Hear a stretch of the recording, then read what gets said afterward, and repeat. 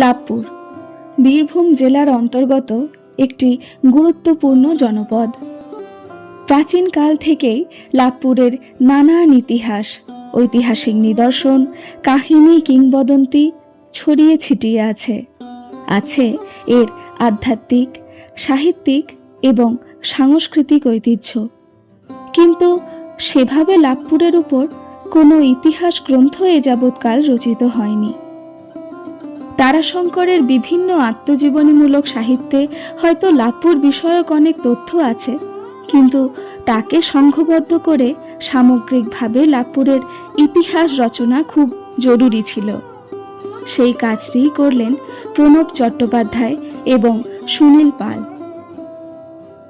ধ্যানবিন্দু থেকে প্রকাশিত হল তাদের অত্যন্ত সমৃদ্ধ একটি গবেষণালব্ধ গ্রন্থ লাভপুর ইতিহাস ও সংস্কৃতি। গ্রন্থ প্রকাশ অনুষ্ঠিত হল লাভপুরের সংস্কৃতি ভবন মঞ্চে। অনুষ্ঠানের সূচনায় বক্তব্য রাখলেন উজ্জ্বল মুখোপাধ্যায়। এই গ্রন্থের ভূমিকা রচনা করেছেন ডক্টর আদিত্য মুখোপাধ্যায়।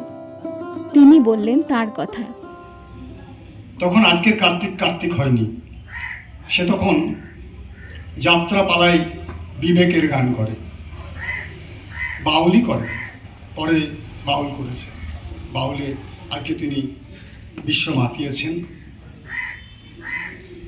আর ওই গ্রামের অনেক মানুষ নানানভাবে এলাকাকে উল্লেখযোগ্য জায়গায় নিয়ে গেছে।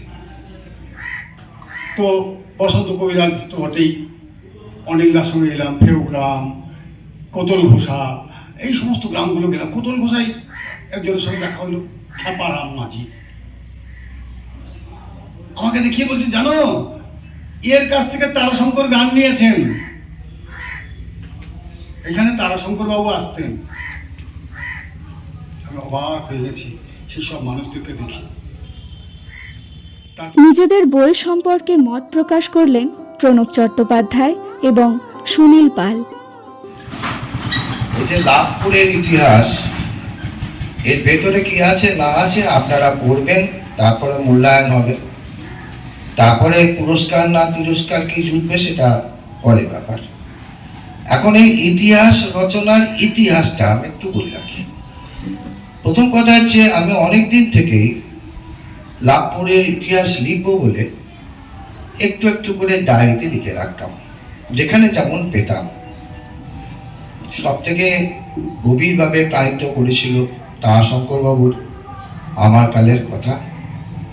সেখান থেকে অনেক উপাদান আমি জোগাড় করেছি।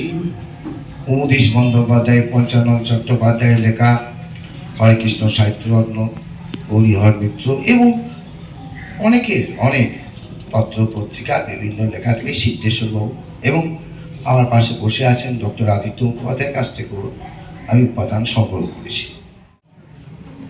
আমি তখন বোলপুর লাইব্রেরিতে কাজ করি, সেই সময় একদিন যজ্ঞেশ্বর চৌধুরী মশাই আমার কাছে এলেন। যজ্ঞেশ্বর চৌধুরী, যিনি বর্ধমানের ইতিহাস রচনা করেছেন 3টি খণ্ডে 90-এর দশকে। একা, উনি ব্যাংকে কাজ করতেন, কিন্তু একাই ওই বর্ধমানের ইতিহাস লিখেছিলেন। বীরভূমে তখন গৌরীহর মিত্রের বইটি পাওয়া যায় না। গৌরীহর মিত্রের বীরভূমের ইতিহাস পাওয়া যায় না। হরেকৃষ্ণ মুখোপাধ্যায়ের বীরভূম বিবরণ একটি মাত্র কপি জেলা গ্রন্থাগার নয়, বিবেকানন্দ গ্রন্থাগারে আছে, আর কোথাও নেই। বীরভূম সম্পর্কে শুধু কঙ্কালীতলার মাহাত্ম্য, তারাপীঠের মাহাত্ম্য, এই ধরনের 2-1টি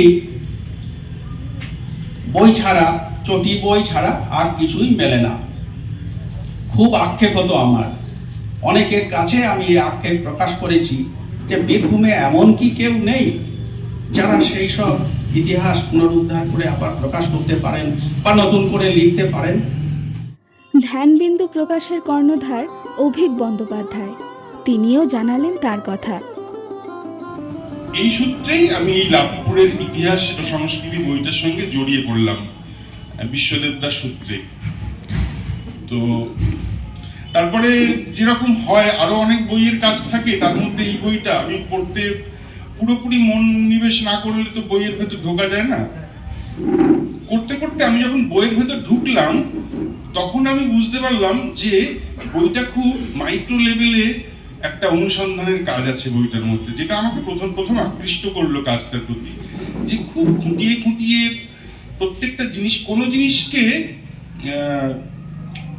এড়িয়ে যাওয়ার চেষ্টা তো নেই, বরং আরো ভালো করে খুঁটিয়ে খুঁটিয়ে বিভিন্ন স্তরে বিভিন্ন লেয়ারের অনুসন্ধান এবং গবেষণার কাজ এটার মধ্যে আছে। সেটা যেমন এই বইটা থেকে আমি পড়তে আমি যেমন সাহিত্যের ছাত্র, ফলে আমি পড়তে অনেক কিছু আমি কল্পনা করতে থেকেছি বইটা পড়তে, যে যখন ব্রিটিশদের সময়ে চিরস্থায়ী বন্দোবস্ত এলো, পুরনো জমিদারি প্রথা চলে গেল, এই যে হচ্ছে এই বইটার ভেতরে হয়তো সেই কথাগুলো লেখা নেই, লেখা আছে লাভপুরের কি পরিবর্তন হচ্ছে সেটা, কিন্তু তার প্রেক্ষাপটে একটা বড় মানে অর্থ সামাজিক রাজনৈতিক পরিবর্তন যেটা গোটা ভারতবর্ষ বাংলাদেশ জুড়ে হচ্ছে, সেইটা যেন তার ছায়ের মধ্যে পড়ছে।